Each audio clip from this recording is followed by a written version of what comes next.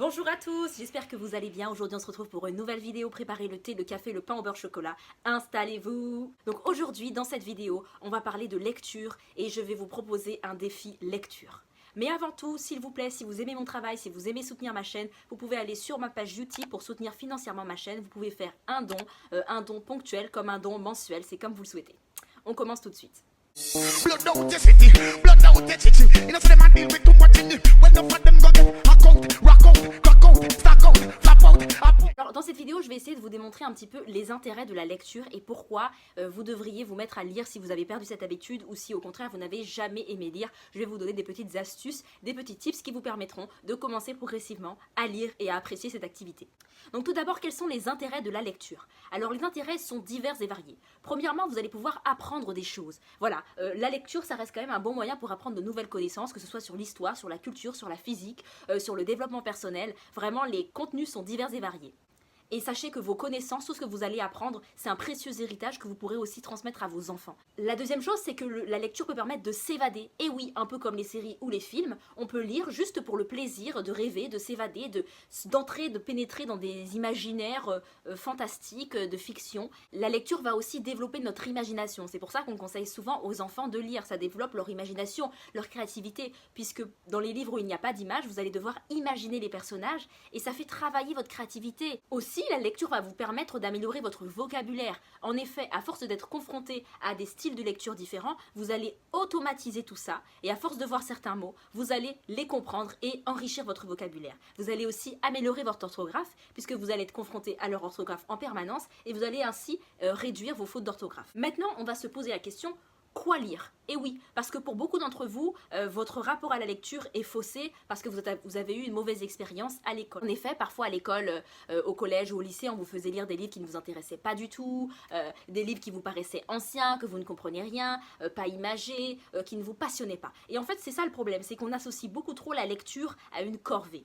Or, moi je pense que la lecture c'est un plaisir et ça s'apprend, c'est un plaisir qui s'apprend, qui se déguste. Et pour ça vous allez devoir repérer quels sont les sujets qui vous passionnent. Peut-être que vous adorez le sport, alors dans ce cas-là, optez plutôt pour un livre de fitness, un livre qui parle de musculation pour comprendre comment fonctionne le corps, comment optimiser vos entraînements.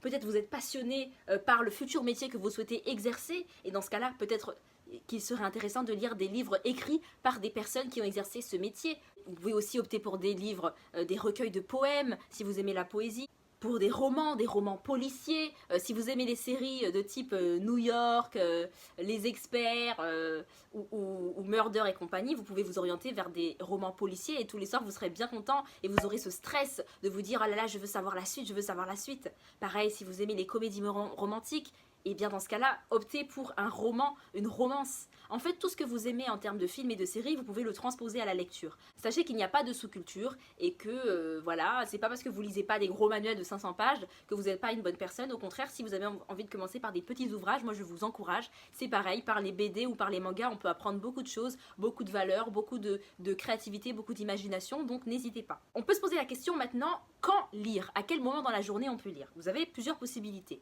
C'est vrai qu'on est tous inégaux face à ça, on ne dispose pas tous du même temps. Vous pouvez tout d'abord lire le matin en vous réveillant. Il y a des personnes qui font ça, qui se réveillent et qui prennent 10 minutes, 15 minutes, 20 minutes pour lire un petit peu. C'est une façon de bien commencer la journée, de commencer par une activité calme qui fait du bien.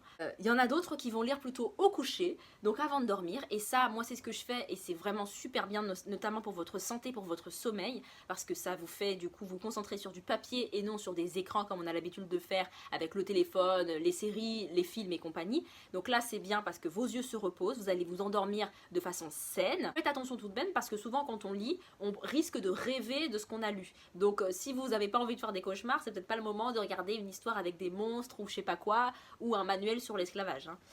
Moi, j'adore lire le soir parce que justement, j'ai hâte d'aller me coucher, parce que j'ai hâte de savoir la suite du livre. J'ai hâte de savoir qu'est-ce qui va se passer après. Notamment pour les romans. Les romans, c'est vraiment comme une série et c'est même plus fort, plus profond qu'une série. Il y en a qui lisent aussi durant leurs minutes perdues dans la journée, que ce soit dans une salle d'attente, dans les transports en commun, pendant leur pause déjeuner. Donc ça peut être bien d'avoir toujours un petit livre de poche dans votre sac. Ça vous permet de lire dès lors que vous avez un petit peu de temps. Maintenant, comment lire? Alors là, il y a plusieurs méthodes. Soit vous lisez comme ça au fil de l'eau. Mais si vous êtes quelqu'un qui n'avait pas l'habitude de lire et vous avez envie de vous reprendre en main, vous avez envie de commencer à lire et sans lâcher le truc, je vous conseille de faire des petites stratégies. Donc ça peut être par exemple vous dire je dois lire 10 minutes par jour. Voilà, 10 minutes dans une journée, c'est pas énorme. Vous pouvez vous dire voilà, 10 minutes par jour, je lis et ça va vous permettre de reprendre un rythme. Sinon, vous pouvez faire par nombre de pages. Par exemple, vous dire je dois lire 5 pages par jour.